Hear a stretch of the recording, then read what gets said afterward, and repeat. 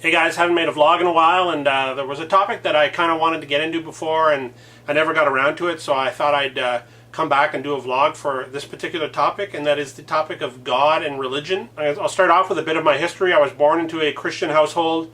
I went to a Catholic school for 10 years, which was 4- and 5-year-old kindergarten, 1 to 6, and then grades 7 and 8. So I was baptized, I had First Communion, First Confession, etc., etc. And I actually stopped going to Catholic school, not for any religious reasons, but when I got into high school, there was no Catholic high school available, so there was no place for me to go but a public school. So I was taught to believe in God, and I did. I mean, I didn't question it. Why would my parents lie to me? Why would they teach me something if it wasn't fact? Now, I honestly can't blame them. I know they truly believed what they were telling me. Still, even back then, I don't recall if religion ever really affected my behavior. I mean, I was more worried about getting attention than I was about pissing off the Lord. I never actually really believed I would go to hell. When I was told, you know, you need to be good and you need to believe in God or you're going to go to hell, I never really worried about it. It just didn't seem like a real threat to me. Now, detention, on the other hand, was very real. I knew what that felt like, and I knew it was something I didn't want. It was definitely more of a deterrent to me than the possibility of going to hell. I also remember never associating holidays with religion. Now, I knew they were religious holidays, but Christmas to me was 1, no school, and 2,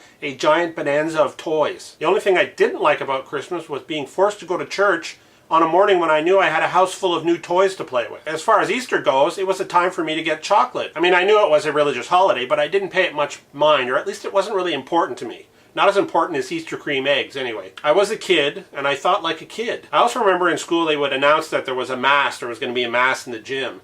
And that excited me, because for me that was a free period, a period where I wouldn't have to do any work. I certainly didn't think, awesome, now I get to show God how much I really love Him. And I really got the same impression from most of my friends.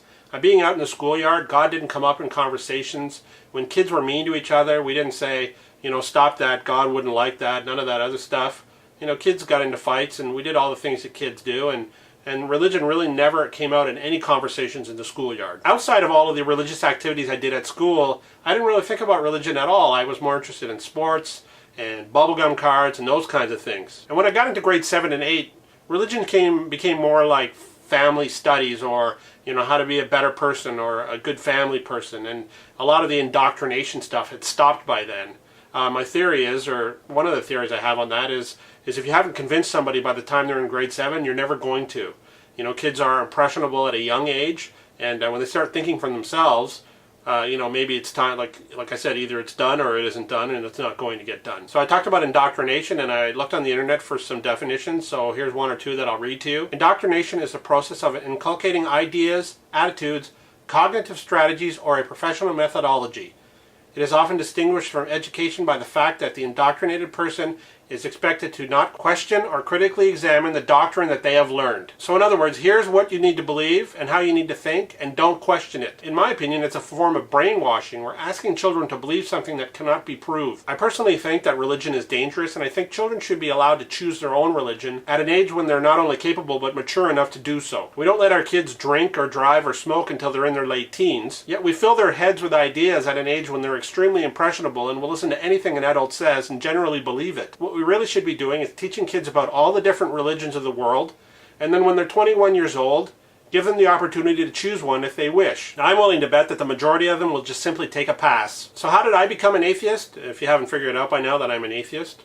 I believed in God probably till my early 20s, I'd say. Now, when I say believe, what I mean is if somebody said, do you believe in God? I would say, yeah, sure, of course I do. Why wouldn't I? Now, beyond that, I really didn't give religion much thought. I stopped going to church, and I wasn't in a Catholic school anymore, so I really didn't think about it that much. And then as I got older and I started watching the news and getting interested in religion and politics, I started noticing certain things that made me question religion. I remember watching the first Gulf War, and Saddam Hussein called for a jihad, or a holy war, against the Americans. So I thought to myself, really? Is that all it takes to get somebody to throw themselves in front of insurmountable odds?